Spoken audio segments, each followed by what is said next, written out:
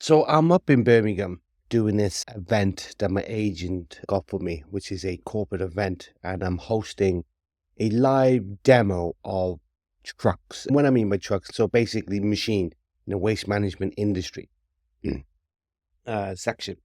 So this is massive exhibition and it's huge in the NEC, and it's one of the biggest, probably if not the biggest for waste management in the UK. And there's this live demonstration outside in the arena of like several telescopic machines, dust suppression machines, massive industrial shredders, and like JCB and all these companies were there and stuff. You know, the ones that, they have something like on the floor and they have this big bucket and, it just picks it up and then, use it. So you see those, not actual diggers, but in a sense, one of those machines, big wheels, moving dirt around and stuff. So my job is to host and present it. And it's something really interesting today, and this is about sales. So what it is, the whole idea is for people who come to the exhibition to see this machinery and then to generate inquiries. And there's one or two companies there that are pretty good. Now, I'm not going to say who it is, but some who demonstrate the machines and then trying to talk. Now, people would come. So my job was like, say, half an hour. It was 3 demonstrations for a day. And my job was like 15, 20 minutes before is to make a big ruckus, like a big sound. Ladies and gentlemen, please don't forget that the trade show live demo event area will be displaying these machines, blah, blah, blah, blah, with this company, etc. Please come over. Trying to get as many people to come over. So there'll be about 30 people outside these gates in this massive health and safety area. And they got this high-vis jacket and all that. And my job was to go for sponsors, thank you very much, and engage people.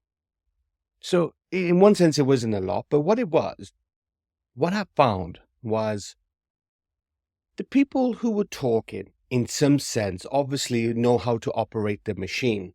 And some of them were good. They knew their machine. Some are like very small, medium-sized businesses, and some are massive conglomerates. And you could tell the conglomerates have got it trained, and even the small person who knows about the machine. And we do it 3 times a day. And there was a point, that there was this big crowd come. And then, towards the last one for 3:30, there was this crowd that came. And there was hardly anyone. It got towards the 2:30. There was hardly people start trickling off because they'd done their thing, and it started slightly raining. Now, there's nothing we can do about that. So anyway, there was this 6th guy who comes on, and he's on the machine, and so imagine he's standing here, and his colleagues in the demo machine picking up wood, put into the big shredder to demonstrate the telescopic machine, put it in. And as he was talking, and it wasn't a lot of people, don't get me wrong, but he turned around and said, "Is this worth doing it?" And I had to interject to say, "Absolutely, my friend. Don't get me wrong, there could be 1 or 2 people who could be loving this machine. Let's give the audience what they want." He was like, "Okay, let's do it." And that is, I thought, my head in sales was, because I used to sell catering, weddings. I used to try to sell services and everything like that, And the guy, you could tell, wasn't, even though I assume he was a rep that was for one of the companies, he messed up there. Because even though you think there's not a big crowd there, so they done all the work, got all the machines, and they got it there. And there could be 3, 4 people, and there's 30. And by the time he got to him on the 3rd show of the day, people started trickling off. But what he did wrong massively, by saying, "Is anyone here?" So he wasn't engaged. He wasn't even proper trying to sell the machine, because the point being is to generate inquiry. You cannot sell the machine then and then to get it over the line because it's demonstrating, but you have to create enough curiosity and enough, okay, do you know what? There's someone who's looking at the machine and want to buy it. There was 3, 4 gentlemen there. And genuinely, you do not know who they are. There's some people who are dressed in, they were decent, some in suits, some were just all varied, some were just in workwear. And my past experience is sometimes the workwear could be the managing director of a massive company, because that's how some entrepreneurs start off. Like, they're very different from everyone. And because he thought that there was hardly anyone there, it wasn't worth it, because he thinks, in a sense, the more bigger the crowd, the more the chance. But the fact of the matter is he did not know that if any of those people, 4 people, could have been MDs. Now, I'm not saying they were, I didn't know. What I'm saying to you is there's always a chance that whoever you're speaking to could be the massive decision maker that you could do.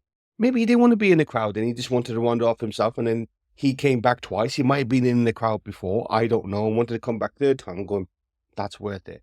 Now then, and then he looked at the machine, but he might have been put off because someone couldn't be bothered to show a demonstration.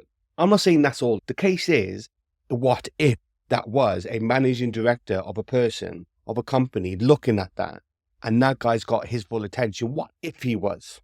And he can decide to purchase 20 of them for his factory that he's building somewhere, or he could have been from France. Do you understand what I'm saying? You do not know who you're speaking to. You literally do not know who you're speaking to if you're doing those type of things. Obviously, you want to try to get to know the customers and everything. But that guy could have put someone off by saying, oh, is anyone here? Because he thought there was only 4 or 5 people in the end.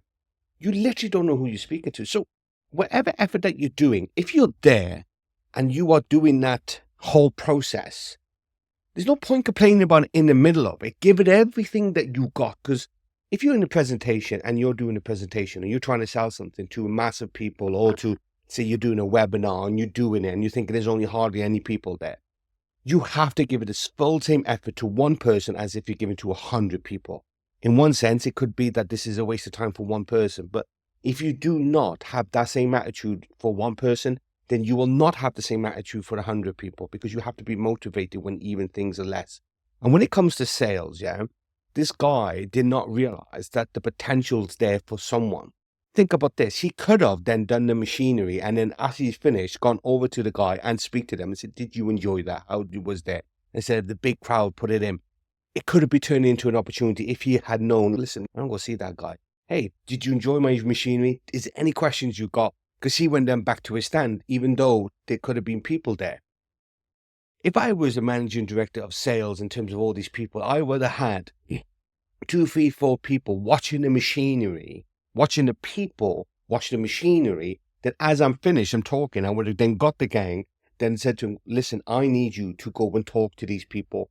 We're not trying to sell. All we're trying to do is lead them apart. Because, see, people are not ready to buy today, but they're ready to buy tomorrow. So people think, oh, I don't like hard selling. You're not trying to sell the whole sale. What you are trying to sell in retrospect is the next step. You're trying to sell them to get over to the tent that you're in, then sell them to sit down, sell them to look at the brochure, sell them in terms of the whole point, to the point where maybe the guy goes, you know what, I'm very interested. Let's book an appointment. I'll come over to you and see how much we can help with your requirements. So if I was me, I had several people, I would have then gone to engage those audience, or all those audience in each demos, and try to talk to people. Did you enjoy our machinery? Yes, there's others. You pounce on them in that sense without the hard sell. You just want to chat to them to get to know them. And that's the point of sales. As I said, you have to make effort. Nothing ever comes easy. And it was massive. I was sitting there going, mate, you just don't know who that guy is. Why don't you go speak to him afterwards? There's no one else here. You don't know. He could be saying, look, I'm just, be honest with you, mate, I'm just a janitor, just having a look at the machinery. So be it, no problems. You say hello and lovely to meet you, and then you walk on to your next one. Doesn't really matter who people, you should always treat them with love and respect, regardless of how high, in terms of the career ladders or part of the company they are. I hate that high, low bullshit. So next time, make sure you put effort into one person as if you give it to 100, because literally, you just do not know who you're talking to.